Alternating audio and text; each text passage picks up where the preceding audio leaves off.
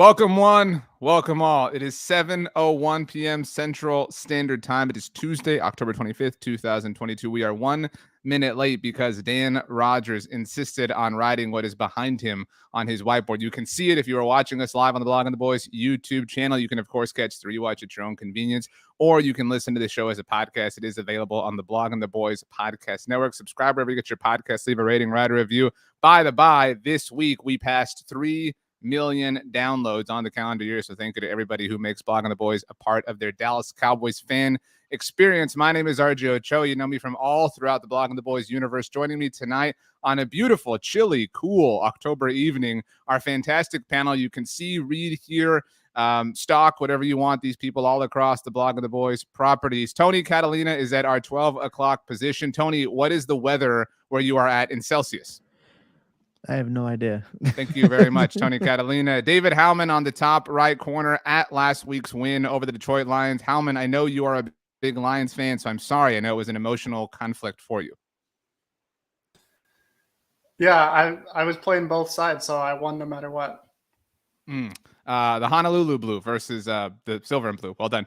Jess Nevarez down on the about 4:30 part of the clock. Usually when it's 4:30, Jess is busy conquering the world. She's on, I've lost track of how many shows Jess Nevarez is a part of. Jess, have you started to incorporate some tea into your like regimen to keep your vocal cords working?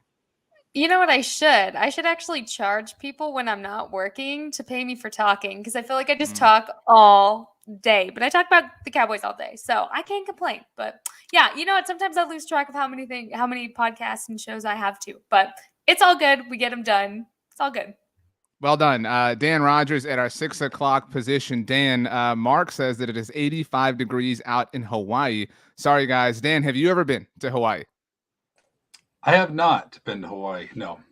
If you could go anywhere in the world, where would Hawaii be for you? Would it be top 10? Yeah. Like if you could power rank your like ultimate destinations, would it be 10? Are we talking like number 3? I think it would be probably top 3. Okay. All right. Well said.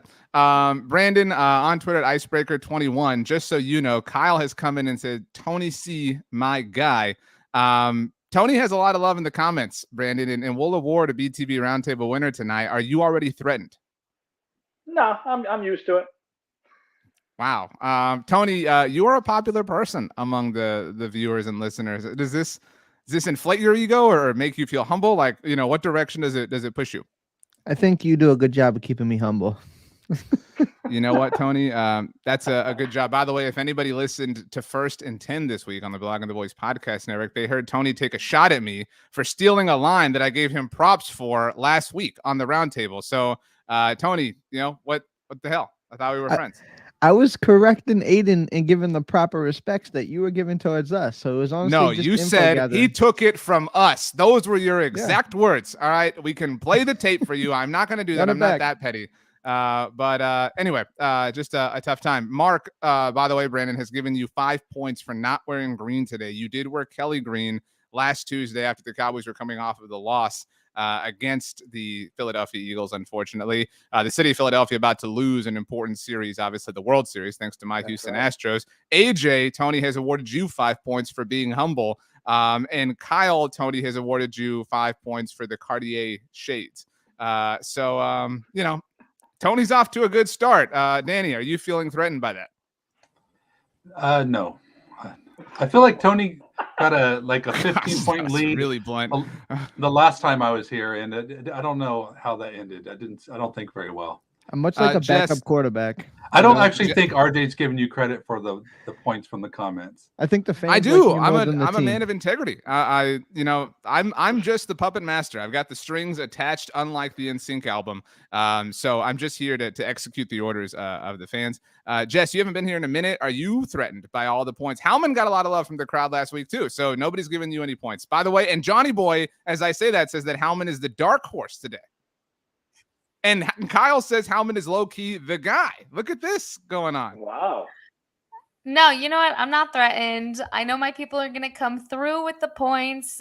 They just don't get too eager, you know? Like, the fan base, they come through for me. So I'm not threatened at all. It's fine. It's still early on. Taylor Swift released a new album this week. I'm on cloud 9. Not her best work. That hurt me.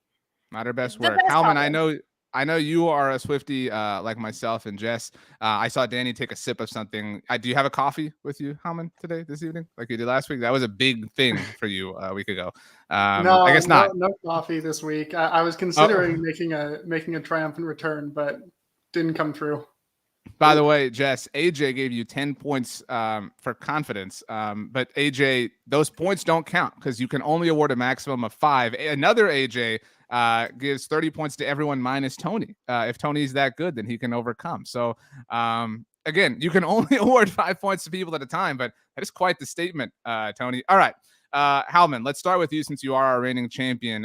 We have a variety of things to get to, but today obviously swayed us in some different directions. Jess will update all of us on the newest episode of Dallas Cowboys Daily. But Howman, the Cowboys executed a trade. Danny's shoulder does read I Heart Catboy. Stephen Jones hard at work on Tuesday afternoon, sent a 2023 6th-round pick to the Las Vegas Raiders in exchange for defensive tackle Jonathan Hankins and a 2024 7th-round pick. The Cowboys love to execute trades with the Raiders, whether it be Oakland or Vegas. Howman, your thoughts on the trade? How much better are the Cowboys against the run, since that is their only flaw on the defensive side of the ball? Yeah, I love the trade. Jonathan Hankins is actually someone that for a few years ago in the offseason, I was always hoping that they were going to go out and get him or someone like him because he's a big space-eating nose tackle.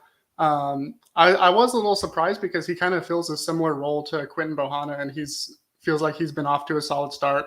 But the run defense has been really the only weakness for this Cowboys defense, although they have looked better the last 2 weeks. But I know that bringing in Hankins is just another opportunity to shore up that run defense, especially as now that they've got Dak Prescott back, they're looking at, we've got a much better shot of winning or at least being in every game, and we want to shore up any weakness that we have, and they made that move today to do it. By the way, Howman, Mark asks, is that a CD on your shirt? If people followed you on Instagram, they would have seen that you bought that over the weekend. It is a Trayvon Diggs shirt. So you were going to get 5 more points from Mark had it been CD, but unfortunately it is not. Danny, your shoulder, like I said, reads I Heart Catboy. So I have a feeling that you are feeling pretty good in the aftermath of this trade. Indeed, I am. First off, I want to give 5 points to RJ for properly spelling Jonathan's name there. So that's right. Good job with that. Thank you very much. I think good strategy by Danny here. All right. As you all know, I don't have a big wish list when it comes to what I want the Cowboys to go out and do as far as bringing in outside players. But a nose tackle is on that list, and I think that Hankins is a great player to get.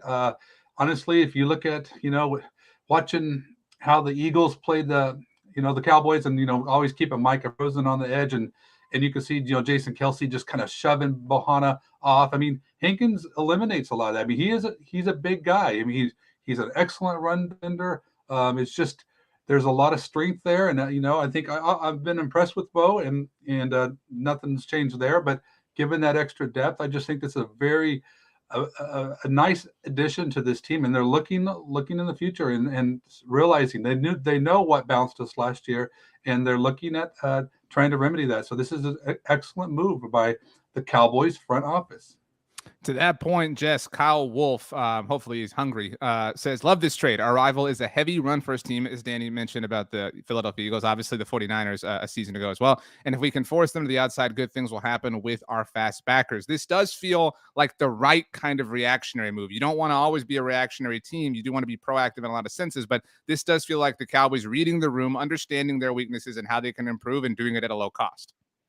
Yeah, and I think anytime you can get a veteran presence in the locker room, it's very important. I think a perfect example of that was Jason Peters, bringing him into the O-line room. And I think with this new, trade, you're going to see something very similar. You have a guy with experience. You have a guy that can not only you can use in a rotation, to save guys as the season progresses on, because it's still a very long season ahead. So anytime you can save health and keep guys from getting banged up, add that rotation, add the depth, confuse offenses a little bit more, I think that helps. And I think anytime you can do it for a cheap price that just makes sense, why not?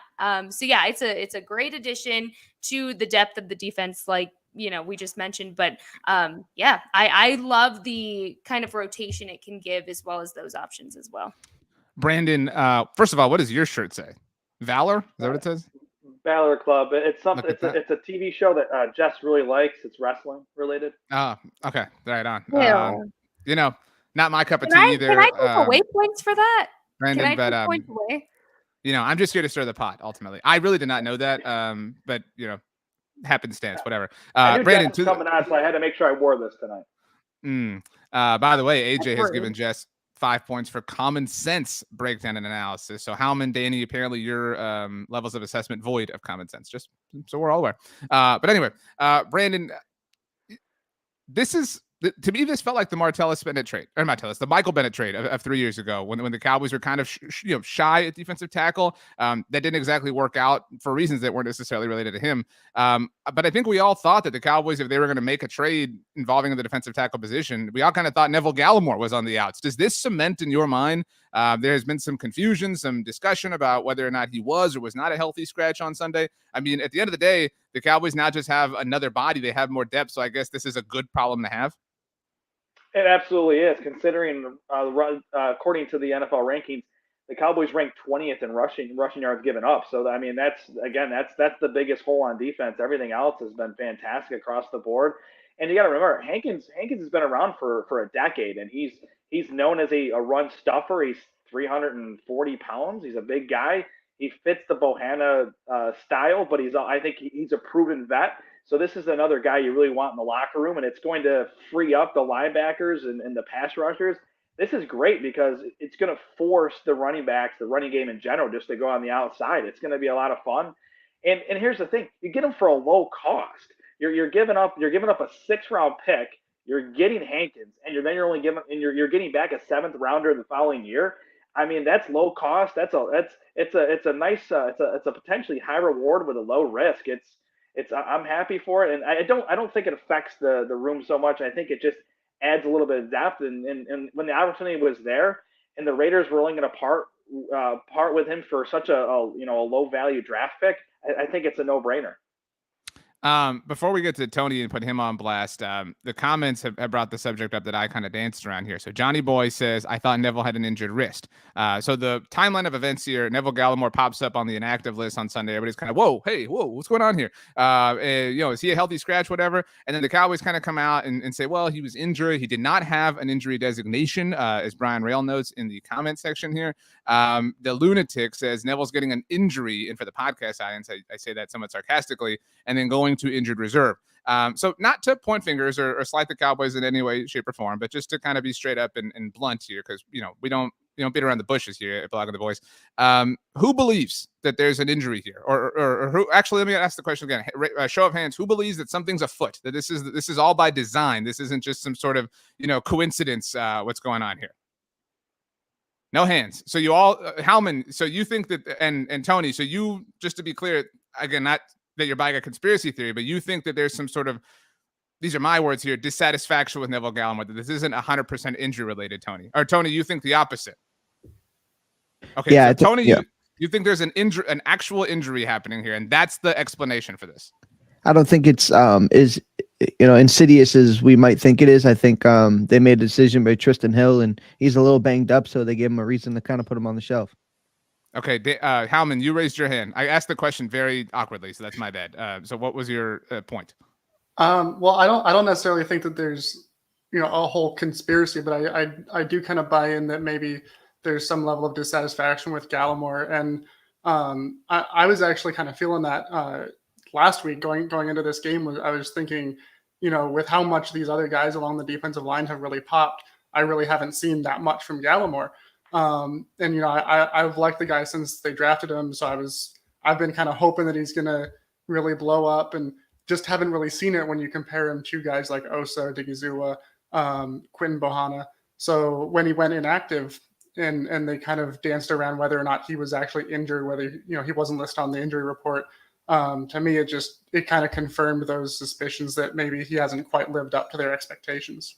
Danny, you raised your hand. AJ says that it is an injury, all right. Pride is injured. Is that the line of thought that you're leaning towards, Danny?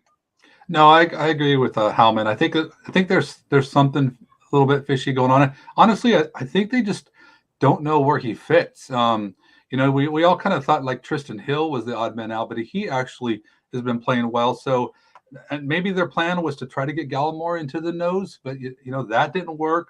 So if you look at the players they have, where is the need for Gallimore? I don't know. So I just think that I applaud the Cowboys, their coaching staff for being smart and actually putting the best guys out there. And I just honestly, as much as I like Neville Gallimore, I don't think that he, is one of those guys. So yeah, I just think that he's just kind of, I don't know, just there's no place for him. And you don't want him taking reps from who? I mean, the Cowboys, he's not the nose, and they're going to be rushing their all their edge rushers are going to be out there from coming at you from all spots. So where does he fit to this team? This is, I think, the big question.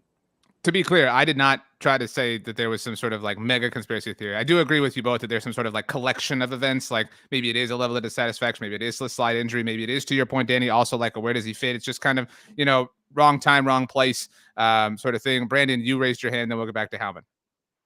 Yeah, just to add to Danny's point, I think Tristan Hill is the guy that a lot of people are kind of surprised with at this point. I thought many people probably were thinking Gallimore's the guy and Tristan Hill is on his way out.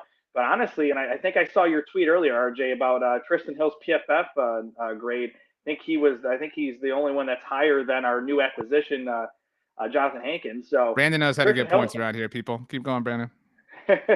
So, I mean, when I saw the PFF grade, I was like, wow. I mean, Tristan Hill has looked really good. I think he's played his way into a new contract. So that's where I stand. And I do like Gallimore to Danny's point as well. But the more you sit here and think about it, the more you're like, is there really room? I mean, you're not gonna sit Osa for him. I just can't see that happening. And Tristan Hill, I think, is playing great ball. So I think he might just be the odd man out at this point. Howman, your last point. Another thing that popped into my head was that Neville Gallimore was not a draft pick when Dan Quinn was the defensive coordinator. He was there. He was taken when Mike Nolan was there. So I'm not necessarily saying that, Dan Quinn is saying like, let's get rid of anybody that's not my guy. Obviously he's, stuck with Tristan Hill and Tristan has made a nice progression from where he was. But Gallimore definitely, he doesn't have the kind of investment from Quinn that he does in guys like Osa Odighizuwa or even Chauncey Golston, who hasn't really gotten that much playing time, even though Quinn hyped him up in the offseason. Who they kicked inside, by the way, too. Like that was another, sort of, what's going on here situation. That's a great point, Howman. An extra couple points for you for creativity in that sense. I did want to throw one comment up here. DeLunatic says rumors are it's Basham being shopped. ESPN had an article today. All their insiders from all their NFL teams suggested names that could be on the trade block for their teams. Todd Archer had Terrell Basham for the Dallas Cowboys. So just in case anyone's wondering where that talk is coming from. Tony Catalina, you have been very patient. The Dallas Cowboys, before the trade, signed veteran cornerback Kendall Sheffield to their practice squad. Obviously, in the aftermath of the Jordan Lewis injury. I know you guys didn't have all the information when you recorded First and 10, but we know he's out for the season with a foot injury. Each of you will have to answer this question. You can copy one another. Tony, you are our resident guinea pig because you are oh so wonderful. On a 1 to 10 scale, how impactful is this? Obviously, with 10 being holy crap and 1 being like it's not a big deal. I would say a 5. I think I like Jordan Lewis more than some people may in the fan base. He makes plays. He seems to be around. He brings that the tenacity that Dan Quinn respects, and obviously they think enough of him to be a captain. He's obviously rarely challenged in his position at that nickel cornerback spot. But I would say it would be higher if I wasn't intrigued or at least excited by the prospects of what Deron Bland can do. He did come in a pressure situation where he didn't know he was going to play until about 15, 20 minutes before kickoff. And he went in there and he played a solid game, got his first interception in his first, defensive snaps in a football game. So the losing Jordan Lewis, especially when this team expects to go places, and you're going to need your depth. That's kind of how I feel about Neville Gallimore too. Like, I hope they're not thinking about shipping him off, or even Terrell Basham. I think injuries are going to happen. This team's going to have to lean on their depth at some point in the season, like we've already seen. But I do say I am less nervous about it because I do think Deron Bland is a player. I think he's a guy that's really going to help this team. So I'd say 5, right in the middle. Jess Nevarez, 1 to 10. I'm going to go about a 6.5 here. And that's only because I'm very big here on the veteran presence in a locker room. And I think Jordan Lewis is somebody that's very, very overlooked by the fan base as being as much of a leader as he actually is for all of these younger guys, because you have to remember this is a very young team, a very impressionable team, and leaders like Jordan Lewis, you just don't get very often. So I think for the leadership presence, obviously, Deron Bland came up because Mike McCarthy in his press conference talked about how he was going to be kind of the guy that gets the reps. I'm excited to see more of Deron Bland. It's just, when you lose any kind of veteran and you lose him for that long period, you don't exactly know what things are going to look like most of the time. But I will say it's a 6.5 only because I worry about losing that veteran presence. However, not so much worry with the amount of depth on the defense overall. If Dan Quinn has done anything, it is created a defense that puts you in a better place than most when these kind of injuries occur. So there's depth there, there's options, there's multiple options really when you look at everything you can slide around, and it's a multiverse of madness, if you will, with that Dan Quinn defense. And so I'm going to go 6.5. A lot of points for you from the crowd for that answer, Jess. So you should feel very good. That was your best answer tonight, at least judging by the crowd. Brandon, I don't want to poo-poo Deron Bland. Very excited, obviously, but I do think that there is this he'll just be fine. He'll just come in and we won't miss Jordan Lewis whatsoever. The defense won't skip a beat. Is it not fair to expect maybe just the slightest bit of, we'll call it growing pains, acclimation of the NFL? To Tony's point, Deron Bland came in. Hey, respect. Well done. Maybe, that's just a sign of what consistency is going to look like for him. But there is, the potential that, hey, this dude might need some seasoning to work his way into full, NFL experience day in and day out. Yeah, I think that's fair. I mean, Deron Bland, of course, he's a rookie. He is a later round draft pick, I believe, in the 5th round. But he showed a lot in that pop-up start that he had right when he found out before kickoff that he was playing in the game. So, I mean, I give him a lot of credit. He had an interception in the game, and he's looked really good. And I remember hearing about him actually right around the draft time from Daniel Jeremiah from NFL Network, and he was very high on him. So I this is even before the Cowboys drafted him, and I just kind of looked up his tape. There wasn't a ton of tape out there, and he looked the part of a guy that should be playing in the NFL. And I know it's a small sample size, but he looks the part. I think he's got a future here with the Cowboys. And to do the 1 to 10 scale, and this is not a disservice to Jordan Lewis because I do like what Jordan Lewis has done, but I would have to put it more towards like a 4 because I do really like Deron Bland and Kendall Sheffield. He started 20 games for Dan Quinn, so he's very familiar with Dan Quinn's style of defense, and he's a good player. I mean, he hasn't done much, in the most recent times, but in I think 2019 and 2020, he started, I believe, 20 games for Dan Quinn's Atlanta Falcon team. So he's very familiar with Sheffield, and I think if God forbid something goes haywire with Deron Bland and he has this rookie he just has this major drop off for some reason, you might be able to just slide this veteran presence in and everything will be okay. Danny, 2 things for you. 1, your answer on the 1 to 10 scale here. And 2, Johnny Boy RN says, I want to lean on Deron Bland, but I can see Brown talking about Anthony moving into the slot where Jordan Lewis has been and Kelvin Joseph coming in to help out on the outside. So your answer for the rating and then your thoughts on Johnny Boy's potential theory here. Yeah, my number is 3. Wow. I don't. For Anthony Brown, by the way. Yeah, the thing is, I'm not a huge Jordan Lewis fan. I mean, he's a fine player. It's funny. He's worn 3 different numbers for the Cowboys, by the way. I think that's really unique. 27, 26, and 2. Doesn't happen. All right, 3. That's a perfect score for him. Then I think Jordan Lewis blocked me on Twitter, by the way, which is now we're getting it here. So here's the reason. Let me. Do you hate Dalton Schultz too? Because I bet you've gotten that one. Nope, Schultz. No, Schultz hasn't blocked me yet. I've been blocked by 2 Cowboy players, and it's Antoine Woods and Jordan Lewis, and it's for the same reason. It's for calling them the Cowboys' worst starter. I don't know. They really get upset about that. But anyway, I think Lewis is the Cowboys' worst starter, and he's. You're talking like the entire team. Are you including specialists here, or just defensively? You specify for us, please. Well, defensively, he's the worst defensive starter. You can right now offensively, I don't know depends on who's starting at left guard. It changes, but here's the thing. So, and to answer the question too. So I honestly think that we're going to be better with Bland, and I think that there will be some times where he'll make some splash plays. And he'll be a little like Dono, where he'll splash a little bit, but then if you really watch the tape, you see some mistakes there. But I think he'll be fine, and I don't think we're going to even notice that Jordan Lewis is missing. What concerns me about it is if we endure another injury, because the closer we get to Nahshon Wright, the worse we get. And so, I mean, the Cowboys have some options here as far as, because of Anthony Brown's flexibility, Brown can play slot, he can play outside. So it really depends on who's better, Deron Bland in the slot or Kelvin Joseph on the outside. And to me, I think the leader is Bland. I think that's, what we'll end up seeing. It'd be nice if Kelvin Joseph actually, started playing close to his draft stock and was a viable outside corner, and we could actually use Anthony Brown where he was designed to go in the slot. But I don't think that's what will happen. So, but I feel fine now. But if we get it banged up anymore, then I'll start to get a little bit worried. Dan, I'm not going to take away any points for you, but just so you know, the comments want me to a lot. So, this has been a fun, back and forth from everybody. By the way, you know what? Tell people rewatch the show. That's when my points come in.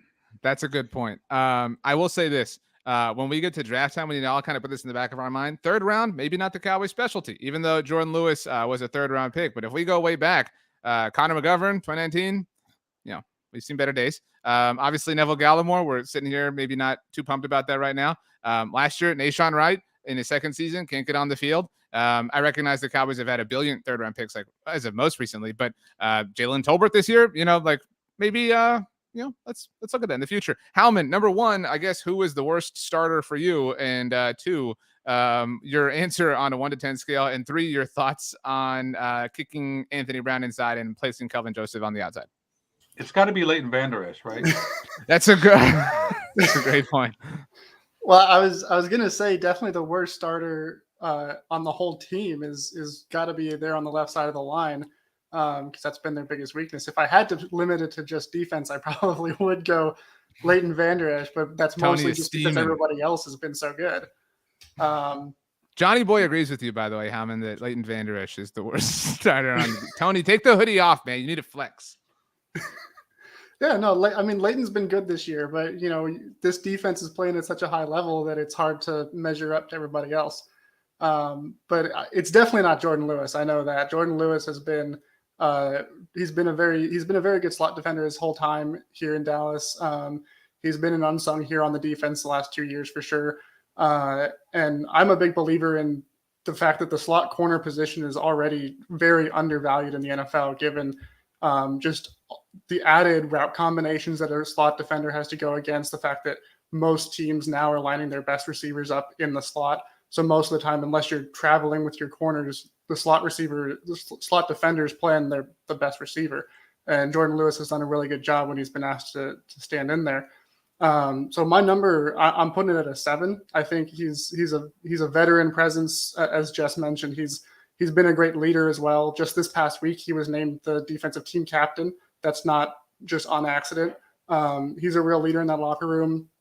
And I've been encouraged by what I saw from Bland, but we also have to remember, he made that interception in that game that he started, but he also gave up completions on 9 of his 11 targets. So it's not like he was necessarily locked down in coverage. And, also, we talk about how he played well for not knowing that he was going to play until right before kickoff. But also on the flip side, the opposing offense didn't have time to game plan around targeting him. Now going forward, the Bears this upcoming week, the Packers after the bye, they're going to be able to game plan around getting their best receivers on this rookie, and they're going to be able to, maybe not able to take advantage, but they're definitely going to come at him in a way that they didn't in that first game. So I'm cautiously optimistic in Bland based on what we've seen, but based on what we've already seen from Jordan Lewis and the way that he's played over a consistent level of time, it's a tough loss, and I need to see more from Bland before I'm just blindly confident. You guys really were all over the place here. This was well done. Danny, what is in your cup? It's actually iced tea, which I normally don't. Yeah, in a cup. Yeah. Yeah, I normally don't drink caffeine this late, but I just wanted to be the best version of myself for you guys. So I'm just making an exception. Interesting. By the way, no points associated here, but Samuel says David and Jess are brilliant. Howman, I mean, your last name's cool enough, Howman, that you get to go by that. Like that, my last name's so awkward. Like you can't be like Ochoa. Like the ch just like slows you down. But Howman's a good one. But so still, you and Jess are brilliant. Would you both be comfortable splitting the Roundtable championship today if it goes that way? Just for my notes, Jess, Howman. We're both Swifties, so good company. You literally took the words right out of my mouth. You know what? If there's another duo that wants to team up and go up against them, I'm not opposed to making this a 2-on-2, maybe a 3-on-2. If you three outsiders want to band together. The three of us are the Jonas Brothers. How's that? Oh, look. Don't hate on the Jonas That was a Brothers. really funny Today line. was a very special day. All right. We got to see, we got the announcement about the Jonas Brothers, but if I had to pick the Jonas Brothers between Taylor Swift all day. I think Howman would agree with that. Taylor has never performed at halftime of Thanksgiving Day, though. I think this is the second time for the Jonas Brothers. So it is their second time. And if y'all hear me yelling and screaming to their songs, yeah, you probably did. All right. Speaking of yelling and screaming, I don't know anybody who hated, and I say hate, wished ill on their lives. The people who preferred Cooper Rush as the quarterback for the Dallas Cowboys more than Tony Catalina. Tony, let's get to the subject that we meant to talk about here. And that is, what did we make of Dak Prescott in his first game back? You can take this anywhere you want. You can attack the haters. You can lift up Dak. You can bag on Noah Brown for not catching that first pass. I mean, you can go wherever you want, Tony. The world is your oyster. This is your magic carpet. Take us on a ride.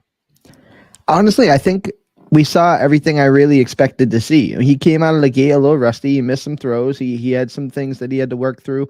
But I think ultimately we saw some things from Dak Prescott that we hadn't seen with Rush. I mean, that throw to CeeDee Lamb and that double coverage, I know Howman was there and he was impressed by that throw. I mean, that is a throw that we just hadn't seen over the last month and some change. So I think we saw what I expected, a Dak Prescott who's not fresh, coming off a game. He's, he trusts the thumb, but you really got to go out there and prove it.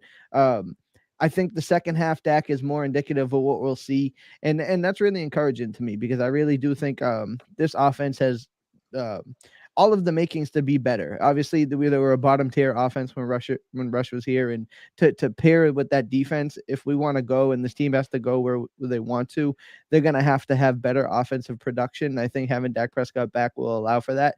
And, I said it last year, if the Cowboys defense could have been middle of the pack last year, I think that some special things could have happened. And, obviously it didn't, but I still feel that way about this offense. Flip it, just roll reverse it. If this offense can be anywhere from 10 to 13th in the league with this defense, I really do believe this team can go anywhere they want to. I think we saw some things from Dak that, it's why would he take some of those shots? Why are you taking some of those risks? And I think he touched on the fact that he was kind of heat checking himself. The thumb felt good, so he's making some throws. But all in all, the game went exactly how I really thought it would. Slower first half, better in the second. Brandon, based off the not even 2 complete games that we have of Dak Prescott, he is the what best starter on offense? I know that's a really hard question, but you got to show up to win this thing. All right, this isn't a Pee-wee sort of thing. I mean, this is a championship level Roundtable. I'm gonna cop out and just put him at number 1. He's got to be number 1. He's our quarterback, so that's. But so you're saying today that and you're admitting it's a cop out. You think he's the best starter on offense right now? Oh, I mean, he has to be. You can think it out. You can think it out with us if you want. But I mean, if I have to go best starter right now, obviously Dak's coming back. I mean, I got to go with CeeDee Lamb then. Is the best? Okay, so Dak. But where would Dak fall? I mean, who are we all putting above Dak? We're putting. I wouldn't put CeeDee. No offense, Brandon. Zach Martin. Zach Martin. Yeah, I mean Zach Martin. Yeah, I mean Tyler Smith Zach right Martin's now. Michael Gallup right now. I mean, Terrence look, I'm just throwing right out now. names. We're trying to figure things out here. This is a process. I mean, let's, this was Brandon's the one who needed help. Don't be coming for me. Yeah, I'm trying to, I'll put him at 3. I'll put him at 3 at this point. I mean, that's a good point. Zach Martin. I'll change that. Zach Martin's obviously number 1. He's arguably one of the best offensive linemen in the game. So I mean, Zach Martin and pick a running back and then Dak. That's fine. But I like CeeDee Lamb's been putting up consistent numbers. I'm okay with it. I'm okay with what he's been doing.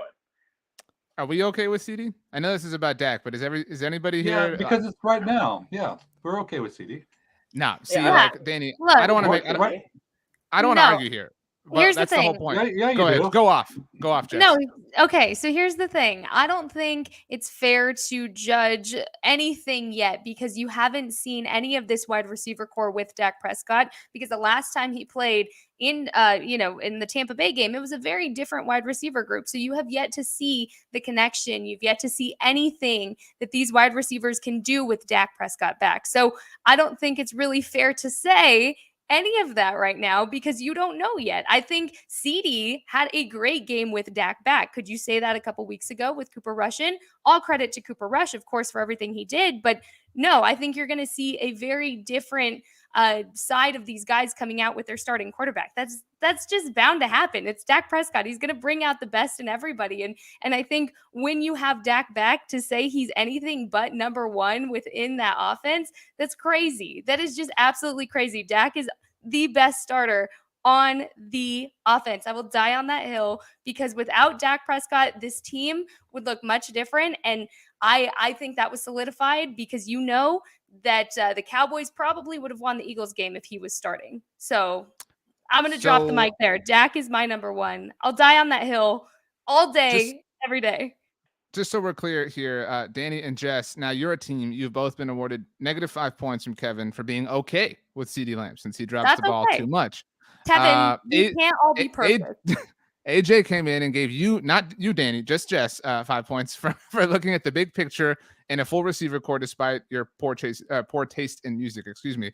Again, AJ, we can't all be perfect. And I mean that for Tony, you and your poor music taste. Tony, Danny has again written over his shoulder here, I Heart Catboy, again for the podcast audience. Why do you keep bringing that up? Well, because I think Stephen Jones has earned some victory laps, right? I'll stand underneath the rim and Stephen Jones can dunk on me at least. I'll line up and take this. Won't even be a charge. Just dunk all over me, get your poster, put it in your bedroom and call it a day. But I will not give them credit for CeeDee Lamb yet, which is why I do disagree with you, Danny, and you, Jess. The one bet that they have made that they have failed at so far was CeeDee becoming an alpha. You both have a point that he has not exactly been operating with his franchise starting quarterback, but he's supposed to be this number one top tier, unequivocal wide receiver. He's supposed to find a way. That was the bet that they made. We haven't seen that on a consistent basis. Brandon, you got pissed off first. Then I'm going to bring in Howman to defend me. Then we'll go to Jess, then Tony, and Dan can wrap us up. So Brandon, you're first. This has incited people. Sure. Okay. So here's the thing. So Cooper Rush has started 5 games this year out of the 7. And in those 5 out of 7 games in total, CeeDee Lamb is in the top 15 in the league in receptions and reception yardage, and that's pretty darn good considering Cooper Rush is who he is. CeeDee Lamb to me is done enough at this point, and you're gonna see this leap. He's gonna go leaps and bounds with Dak Prescott as Dak gets the rust knocked off. And I think that's fair, but we're talking about who they've been to this point. We're not extrapolating forward. We're talking about right now. Howman, end him. He has though. He's been good. He has been a number one receiver. He's top 15 in the league right now. Howman, you bought a Trayvon shirt over a CeeDee shirt. Tell us why. Well, Trayvon doesn't drop as many passes. That's part of it. That's fair. You know what? If he drops a pass this week, we all know whose fault it is. They have similar yardage though. Romo said that wasn't even a pick by Jake this weekend either. By the way, I've said this a lot on our network already. This was Romo's worst game as a Cowboys commentator. I know you were there, Howman and Jess, but like he was awful. Speaking of Diggs, he was obsessed with discrediting Trayvon's interception in this game. I have no idea why, but Howman, the floor is yours. I mean, I really like CeeDee Lamb. I've been rooting for him. I was over the moon when draft night came up and the Cowboys were able to land him. But with that comes high expectations. And then when you have a whole off season built around, we're gonna build the whole offense around him. And they didn't come out right and say it, but like there were some hints like, oh, we want to use him the way the Rams just used Cooper Kupp. And we wanted him to be that kind of weapon for this offense. And then to come out and play the way he has. And he's played good. He has played, like a top 15 receiver. But we were told that he was going to be a top 5 receiver. And he routinely has problems making the catch. He drops the pass. And he also gets called for stupid penalties, blocking the back, the offensive pass interference earlier in the season. And he just has these small little mental mistakes that you don't see from a Cooper Kupp. You don't see from a Justin Jefferson in Minnesota. You don't see from those alpha wide receivers that he's supposed to become. So I'm not saying he's not going to be that. I still have faith in him. I still believe in him. And to Jess's point, I do think that having a much better quarterback can really be that difference maker to get him there. But based on what we've seen so far, I haven't seen it yet. And that's all we can talk about right now. And I'm not ready to say that. Definitely not ready to say that he's the best starter on offense, and I don't think right now he's a better starter than Dak Prescott. Jess, again, we're not looking forward because we all believe in CeeDee and his potential, and certainly the reunion with Dak helps substantially. But to this point, it's hard to disagree, I think, what Howman said. Obviously, I'm on this team, but do you feel like now that we've defined the argument a little bit more that, yeah, maybe you want to admit that we're the ones who had the better opinion here? No. Absolutely not. But what I will say is, what I think any of you have failed to mention is that the identity of this team has been the run game. So really, when you're looking at this offense as a whole, have you seen the best of any of the receivers? No, because they've been heavily relying on the run with Cooper Rush in because they had to, because Cooper Rush can't ding it across the field like Dak. And we saw that Dak's first drive, given the ball was dropped, it was a little over Michael Gallup's shoulder at that point. But the point is, how can you say you've seen the best of anybody or the worst of anybody when really you've been relying on the run this entire season so far? So all of y'all, no, I'm going to disagree with all of y'all still because really, I don't think you've seen the best of any receiver. I get what you're saying about CeeDee needs to be the receiver, but really, we honestly have just started to see Michael Gallup get his flare back from his return. You're starting to see maybe Kevontae Turpin incorporated a little bit more. You haven't seen the best of any receiver within the Cowboys offense yet because they're trying to establish that run identity with the 1-2 punch of Zeke and Tony Pollard. So I'm still going to sit on my nice little perfect hill up here of this because I will defend CeeDee and all the rest of the wide receivers because really they weren't allowing Cooper Rush to ding that ball to give the opportunities. And with that comes what gives more opportunities? Well, those third down conversions. The Cowboys also need to fix those third down conversions to give these wide receivers even more opportunity to have those moments. So you haven't seen it yet. You said you were on a hill. I think it's Mount Pius. Kevin says -5 for you, Jess. What says when you are a run first team, not dropping the ball is even more important because you get less chances. So Kevin, I don't know what you have against me, but that's all right. I know my mom's watching. It's Romo with Trayvon Diggs, like all over again. Seriously. Tony, first of all, Jess brought up Kevontae Turpin. I know that. Well, so if for anyone who's unaware, Tony actually runs our Madden simulations around here. For anybody who watches them on the Blog on the Boys YouTube channel, that's Tony who takes the time to do that. And Tony, I know that you, just like me, were thinking, holy crap, the Madden simulation called the Turpin return touchdown because he did have one in the simulation. We were oh so close. But so I wanted to shout you out there, Tony. And next up, tell everybody why me and Howman are right and that you're right with us. Yeah. Under no circumstances is CeeDee Lamb the best offensive player on this team right now. That was said so dismissively. I love it. It's definitely Zach Martin. I mean, without a doubt. I don't think there's much of a debate in that. But yeah, I mean, I am a huge CeeDee Lamb fan, and I think just by what you said kind of answers the question for us. We haven't seen the best from him. You said that. I think that's fair. We haven't seen the best from him. So how could he be the best if we haven't seen the best from him? And you said again, we're a run first team. So if we're a run first team, I would honestly put Tony Pollard above CeeDee Lamb as more of an impactful player so far. And for me, that CeeDee Lamb, I expect more. I mean, if he's listening to it, because everyone loves blogging the boys. If CeeDee Lamb is listening to this, I challenge him to just take it up another level because I do think he has it in him. I think CeeDee Lamb has the ability now with Dak Prescott to come back, and you can't really knock him for having Rush out there. It was a limited offense, it was a limited passing attack, but at the same time, I see the faces you're making. But how could he be the best if he wasn't his best? You know what I mean? So, it's going to get better with Dak Prescott. CeeDee Lamb is not the best player on this offense right now. Like, I got to keep coming back to that. And I don't know which side you're on right now. Like, you're just kind of flip-flopping. So I think you're trying to be in the haven't been middle. clear. So that way That neither CeeDee of Lamb us are isn't the mad best? at you. I don't know. Danny, take us home. Yeah, I don't really know what everyone stands, but I will say this: if Dak Prescott, if Sunday Dak Prescott is the best player on this offense, then the Cowboys are in a world of hurt. So I just think that the Cowboys are still finding themselves. I agree with Jess and what she's saying, that there's a lot that that it's a big incomplete because the Cowboys aren't there yet. But I do think that, I mean, with Lamb, to me, has had a good season. I agree that he's not. I think it's unfair to be comparing him with the Cups and the Jeffersons. I mean, we did Why? That's the boat they put him in. Well, okay, whatever. Well, then they can lie in that bed. But then why do we compare Micah with TJ Watt? Like, why stop at CeeDee? Why is CeeDee the only one we want to compare? That's a fair comparison. Why? Because he's really good. Like the fact that it's really not good. A fair one for CeeDee is the point that we're making. I don't think that Amari Cooper and CeeDee Lamb have to be top 3, whatever, to still be appreciated. I think that, and I don't think they are, but I still think CeeDee Lamb's a good wide receiver. So I mean, I think those comparisons are a little bit unfair, and so I'm not going to discredit CeeDee for doing that, for not being at that level. Those guys are special players, and CeeDee certainly hasn't shown that yet.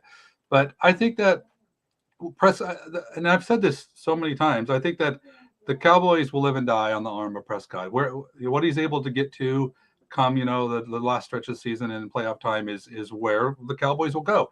And he's not there yet. I think he had a really solid return. And as mentioned before, he did some things that Cooper Rush can't do. He's stretching the field and extending plays. These are things that are Dak things, and these are why our offense will get to that level that Cooper Rush couldn't take us there. But so I mean, I'm not like super jacked with where Prescott's at, but I have a feeling I'm going to be pleased, eventually when the season unfolds. So first of all, F Kit Crutch, thank you for the super chat. Got here a little bit late, had to get through the entire table. Says every offensive line position is better than the quarterback, so he's 6 or 7. Do you all agree, I guess, that every offensive lineman is better than Dak Prescott right now? So again, F Kit Crutch, thank you for the super chat, but seems like there's a level of disagreement here. Okay. This has never happened before in the history of the roundtables, and I can tell you that because I make up the rules as we go along. We have a 5-way tie right now. Everybody has 45 points each. All right. So we are going to have a winner. All right. We have 11 minutes to do it. So everybody is full aware. All right. Make sure you take a look at the clock. Everybody is limited to one sentence here. All right. And I'm not going to choose. All right. I'm simply going to go off of the majority of comments. All right. This is full democracy here. So our loyal commenters that are here live, you are giving the name of the person who you believe deserves to win the roundtable. That's what you're voting for. No more points right here for this specific part of the process. Now, by the way, Brian says 1 point for Tony Catalina. Just one. Everybody's giving out derivations of 5, by the way, but Tony, you just got 1 here, just so we're clear. All right. I would like everyone to give a 1-sentence statement on Mike McCarthy. You get 1 sentence. All right. It can be a long sentence. You can use a comment if you want, but you're all writers. But you get 1 sentence. And Jess, you can go first, and you get to pick who you want to go next, and a cascading effect. Everybody gets to pick, so on and so forth. So let's do it. Okay, my 1 sentence. I'm sorry. It could be anything. It can be elevating him. It can be talking about his staff. It can be anything you want. But it has to be somewhat connected. Like 6 Degrees of Kevin Bacon has to be somewhat related to Mike McCarthy. Okay. Mike McCarthy has made more of a fan of me personally for this season because the players are buying into his culture, and it's very noticeable within the locker room, within the building. And I think that can take this team very far. Everybody is buying into what he's bringing to the table, and he's bringing some mojo back to the Cowboys. So we're going to go ahead and change this to 1 statement. That's a run-on sentence, by the way. You add some commas. You add one you statement. It couldn't be a run-on sentence. Come on. That was a really long sentence. I mean, it worked. I'm a fan of what you had to say, to be very clear. By the way, Kyle took away points because it was a run-on sentence. Kyle, you're done. Kyle, no. So Jess set the table, not one sentence, apparently. But Jess, you do get to pick who goes next. Tony. Oh, by the way, AJ said that you just gave us the Declaration of Independence. So it was really long. That's beautiful. Thank you. I feel, you know what? I feel very honored to have given you all that today. Tony, Tony, you're going next. Tony, maybe 1 minute. Maybe that should be the challenge. But Tony, go ahead. I want to give Mike McCarthy credit for building the staff around him. I think he's used Dan Quinn, John Bones Fossil. He's built a culture in there and let these coaches kind of handle their units in their respective groups to kind of keep things on the tracks. He made some decisions that I didn't necessarily agree. I was big on the Will Grier train. He stuck to his guns. He kept Cooper Rush out there, and it kept the season on the rails. So respect to Mike McCarthy for kind of holding things steady for us while Dak was out. Okay. Kyle also took 3 points away from you for another run-on sentence, even though we changed the definition of what it was. But Tony, who's up next? Give me the Dan. So my very favorite NFL coach, Mike McCarthy, has done a remarkable job letting his real coaches coach the football team. That might be the nicest thing you've ever said about him, Danny. In one sentence, too. I know that you said that tongue in cheek, Dan, but that is a strength. That is a strength that a lot of leaders truly do lack. And so, I know we have fun with this, but like that is a strength that not every NFL coach has. Absolutely. That's why he's my favorite. Okay. Pick between Howman and Brandon to go next. By the way, AJ said Dan for the win. So you got somebody voting for you to win, Danny Phantom. Yeah, I like AJ. So see, I don't want to give Howman any more time to think about this, so I'm going to pick him. Well, thank you for that. Thank you for that, Dan. Mike McCarthy's leadership and resiliency has not only gotten the Cowboys off to this hot start, but it also helped his Packers teams dominate the NFC North back in the day. And the next 4 games on the schedule for the Cowboys are all 4 teams in that NFC North. So thank God for Mike McCarthy. Next 3 games. He just played one. So that's the way that math works. But other than that, very solid. Howman. I was told there'd be no math. Right. Well done. Brandon, that makes you our swan song. Sing it for us, please. Oh, I'm not singing. I can't. I don't have that kind of voice. Tony will in about 5 minutes. Don't worry. Yeah, Tony can do that at the end. Thank you, Mike McCarthy, for. It's hard to say, but thank you for hiring such a great staff and letting your coaches just run the show, because you need to be better with your time management.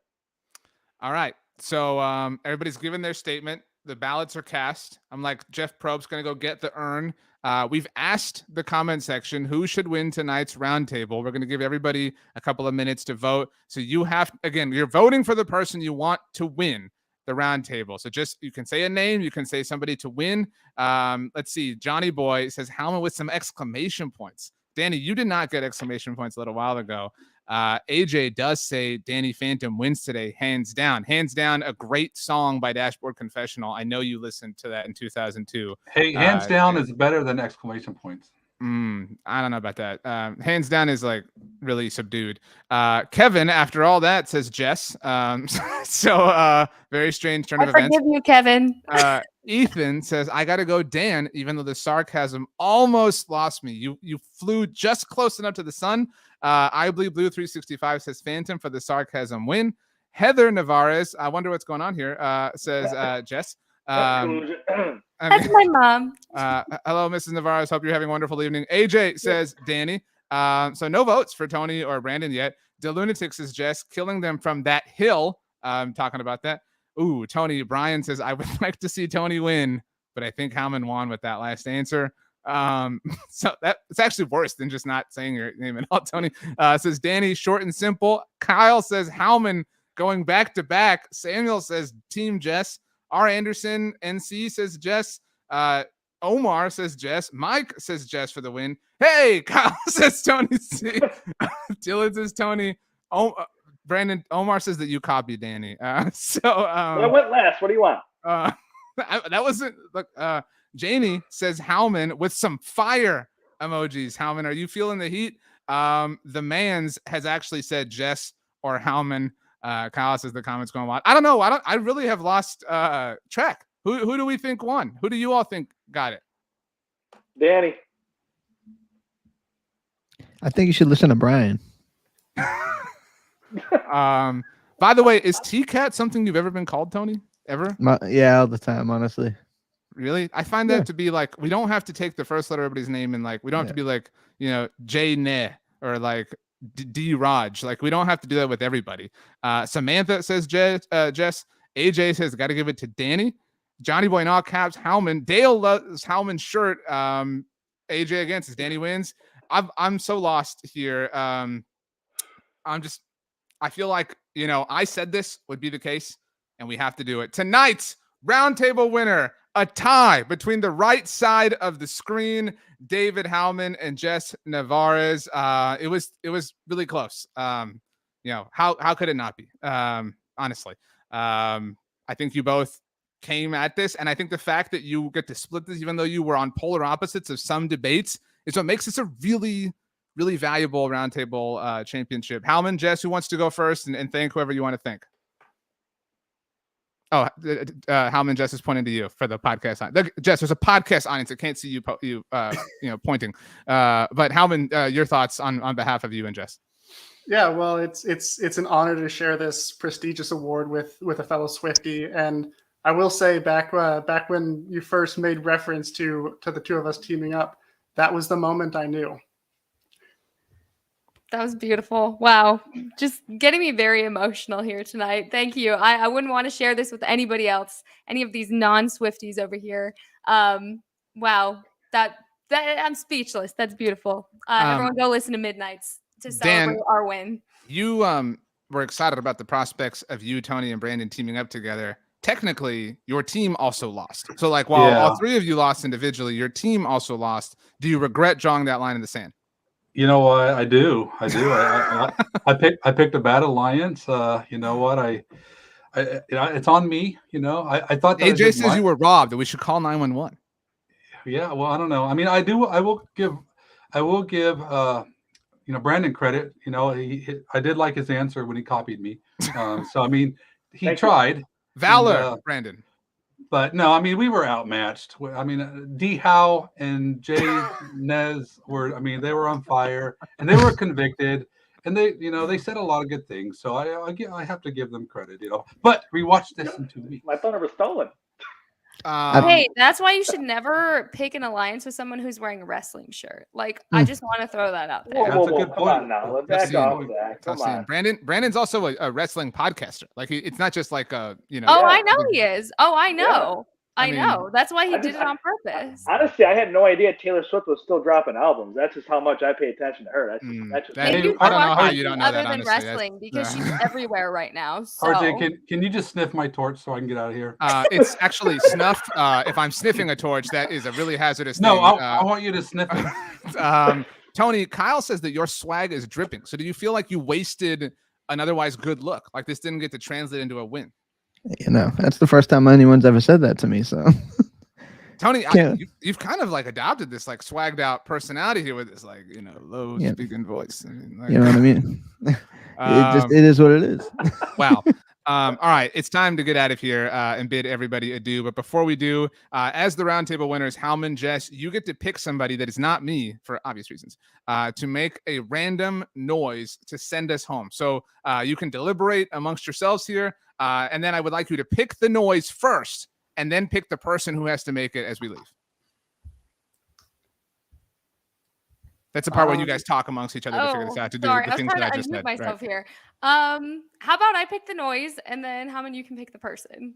I think that sounds good. By the way, just so we're all clear here, we want something like a little bit of a challenge. Like I don't want you to be like, oh, make a siren. You know what I mean? Like let's put this person to work. Okay, let's sound like a carburetor or something like challenging again. Like I want to see this person mentally stimulated. I feel like I got the harder job, actually. You I picked feel like it. I'm under pressure. I know, but you made it way more difficult than it needed to be. Okay.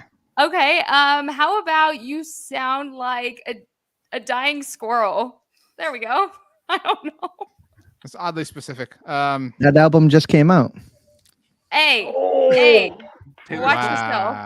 Watch Wow. yourself. Tony, you should speak Howman, with some I think you respect. know This it. swag I of yours think is you know taking what's you coming to a next, different Howman. place. I'm gonna ask for. I'm gonna veto this. Dying squirrel's a hard sound for anybody to make. Okay, how about a broken engine? Okay, Howman, maybe you should pick the sound. I And told just- you we were really bad at this. Okay, Howman, you can pick the sound. I'll pick the person. Thank you. All right. See, Hmm. it is difficult. It is difficult. RJ, why don't you pick the sound? You seem like you have some I ideas. feel like RJ has a lot of ideas. I know. I would like the person to make the sound of a balloon being deflated. See, you had that ready. Why didn't you? say I that did to not. begin with? It just made sense in the moment. So you guys now agree on who has to do it.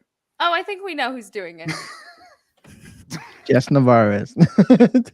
You know, I was actually thinking maybe we should pick someone else at first, just to give Tony a break. I but was then too. he had to go make that comment about Taylor Swift. I so- know. I Yeah, was you gonna be earned nice it. to him. I was gonna say it was Dan's turn to do it, but I don't think so. I think we know who's making that deflating balloon sound to end this. And to be clear, Tony, it's like a rapidly deflating balloon. Like, Yeah. like the one that it's like flying away, like as it's doing it, So go ahead.